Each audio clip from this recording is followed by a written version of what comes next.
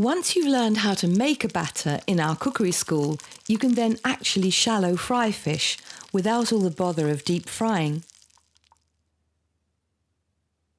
The fish shouldn't be too thick, so tail ends of thicker fish or flat fish like this plaice are ideal.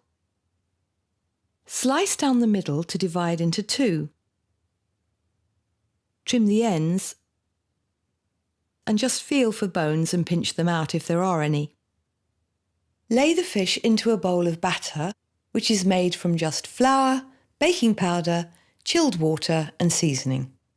You can, if you want to, use beer, but there's very little difference, I think.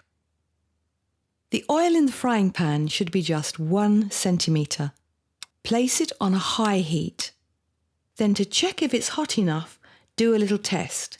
Use a splodge of batter, and if it turns golden in 60 seconds, it's hot enough.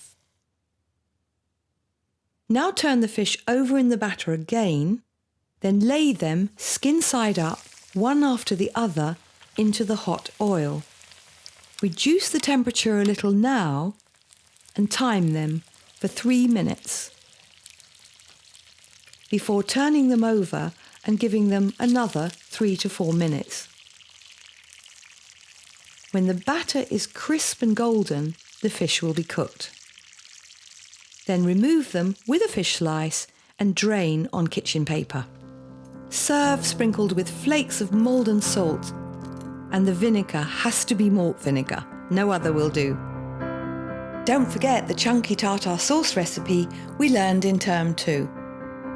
As you can see here, the batter is light, very, very crisp, and the fish beautifully cooked inside.